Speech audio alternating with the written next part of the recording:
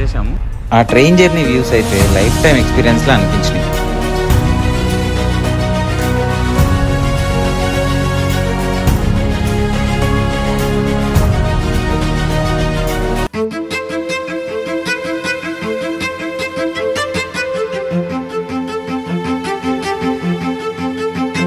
Hello guys, welcome to my channel and welcome back to another vlog.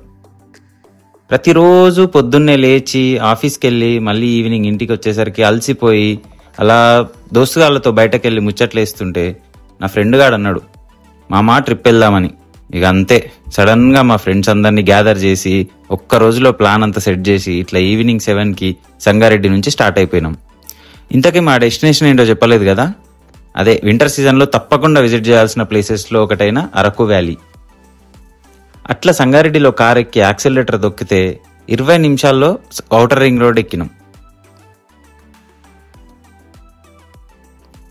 అలా కార్లో full సౌండ్తో పాటలు పెట్టుకొని పోతుంటే ముందు ఈ సూపర్ కార్ కనిపించింది. తెలుసు కదా మన మిడిల్ క్లాస్ మైండ్ సెట్ ఎట్లుంటుందో. ఇక ఆ కార్ కనిపించగానే కొంతసేపు ఆ కార్ని స్లో చేసి అదేదో వింతని చూసినట్టు ఆ కార్ని కొంచెంసేపు చూస్తూ ఉండిపోయినాం. ఇక అక్కడి నుంచి అట్లా ముందుకెళ్తూ ఓఆర్ఆర్ ఎగ్జిట్ 11 దగ్గర NH65 ఎంటర్ అయిపోయినాం. షాద్ నగర్ దగ్గరలో ఒక దాబాలో డిన్నర్ చేసేసుకొని మళ్ళీ యాక్సిలరేటర్ దొక్కితే తెల్లారేసరికి వైజాగ్లో ఉండాలనేది మా ప్లాన్. మధ్యలో 2.5 గంటల టైంలో రోడ్ పైన ఇలా ఒక లైట్ షో అయితే ఎక్స్పీరియన్స్ చేసినాం. బట్ ఇదేందో మాకు అర్థం కాల. అట్లా సన్ రైజ్ అయ్యే వరకు వైజాగ్లో ఉండాలనుకున్న మా ప్లాన్ బిస్కెట్ అయింది. మార్నింగ్ 6:30 అయ్యేసరికి వైజాగ్ ఇంకా 100 కిలోమీటర్స్ ఉండే. ఇంక ఎట్లయినా సన్ రైజ్ని బీచ్లోనే ఎక్స్పీరియన్స్ చేయాలని చక్కగా దగ్గరలో ఉన్న ఒక బీచ్కి అయితే కొట్టేసినాం.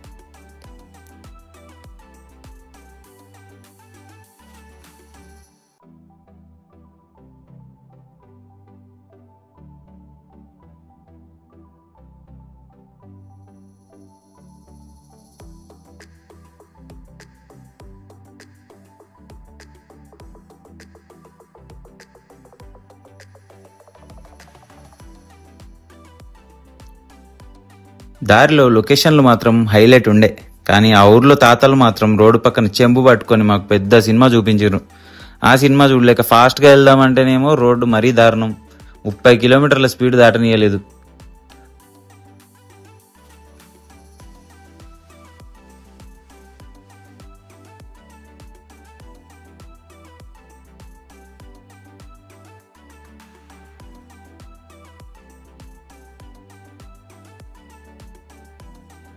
అలా నానా తంటాలు పడి మొత్తానికి సన్ రైజ్ టైంకి సీతాపాలెం అనే బీచ్కి అయితే వచ్చేసినాం.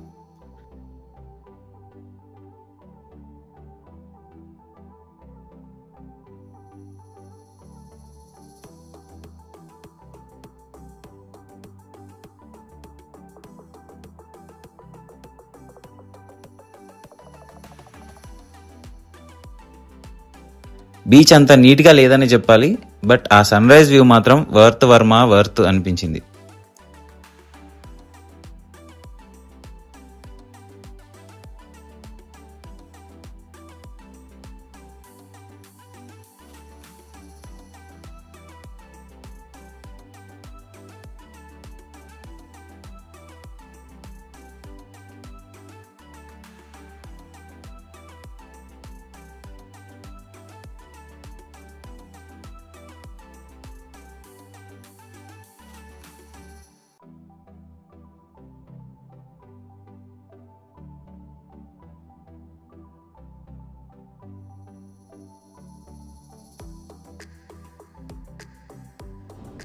హలో గైస్, సో అట్లా నిన్న ఫ్రెండ్స్తో అందరితో కలిసి వైజాగ్ వెళ్దామని చెప్పి నిన్న హైదరాబాద్ నుంచి స్టార్ట్ అయ్యాము.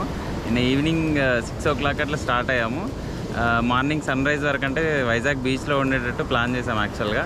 బట్ మాకు నైట్ అంతా స్లీప్లెస్గా డ్రైవ్ చేసినా సరే మార్నింగ్ లేట్ అయిపోయింది. గూగుల్ మ్యాప్స్లో సెర్చ్ చేసి ఇక్కడికి వచ్చేసాము. బట్ ఇక్కడికి వచ్చేసరికి కూడా చూడండి, ఆల్రెడీ సన్ రైజ్ అయిపోయింది. ఇక్కడ కూడా రైజ్ అయిన సన్ కింద ఉన్న బీచ్ని ఎంజాయ్ చేస్తున్నాము. సో ఇది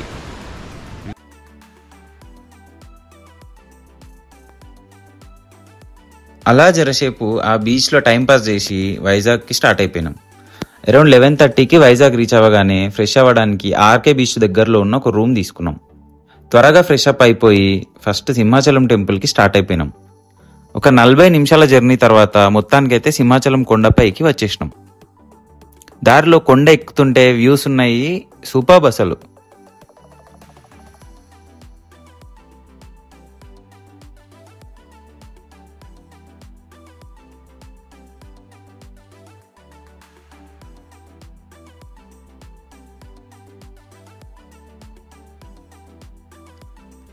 అలా స్వామివారి దర్శనం చేసుకొని ఆర్కే బీచ్కి స్టార్ట్ అయిపోయినాం.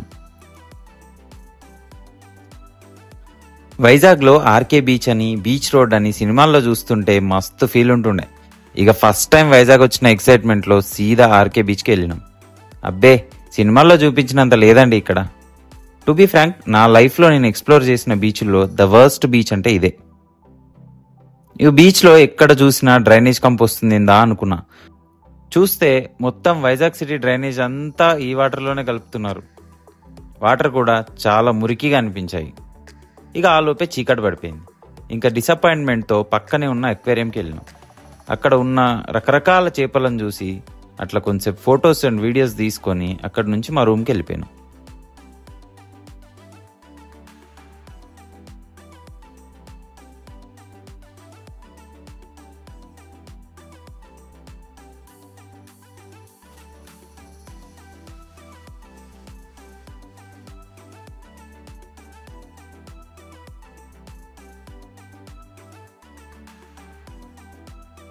నెక్స్ట్ డే మార్నింగ్ వైజాగ్ నుంచి అరకుకు స్టార్ట్ అయింది.